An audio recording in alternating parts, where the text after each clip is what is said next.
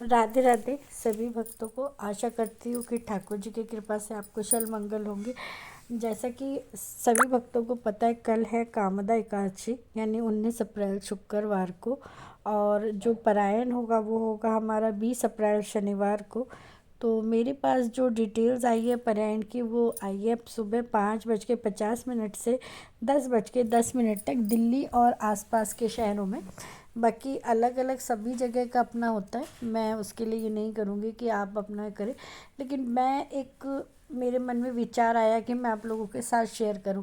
कई बार हम गृहस्थ में ऐसा होता है कि परायण जो समय हमें दिया जाता है उस समय तक हम चावल का भोग या कुछ भी ऐसा नहीं बना पाते हैं कि ठाकुर जी को अर्पण करके हम अपना व्रत खोल सकें या उसका वो कर सकें परायण।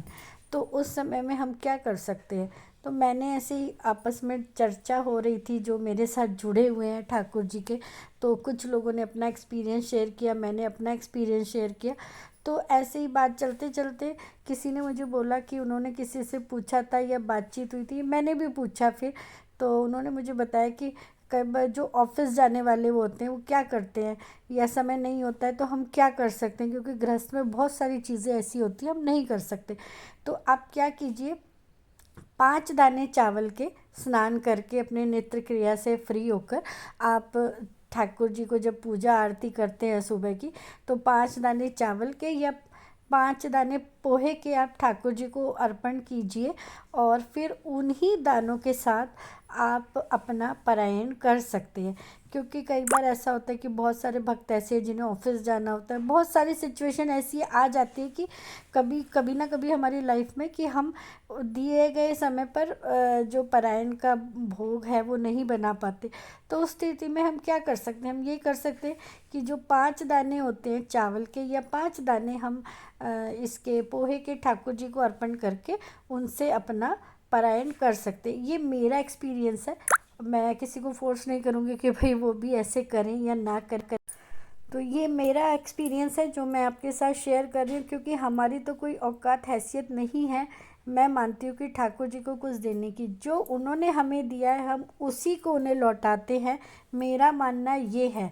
बाकी सबकी अपनी अपनी सोच है, अपने अपने विचार हैं, और मैं उस पर कोई तर्क वितर्क या कुछ नहीं कर सकती, लेकिन मेरा मानना ये है कि जो हमें दिया है हम उन्हें अर्पण कर रहे हैं। तो इसी के ऊपर सुदामा जी की कथा भी है, आप सबको पता ही है। उन्होंने भी उन्हें कच्चे चावल का ही, तो उन्होंने भी उन्हें कच्चे चावल का, और या कोई कहता है चावल, कोई कहता है पोहे दिए थे, तो वो ठाकुर जी ने ग्रहण किए थे।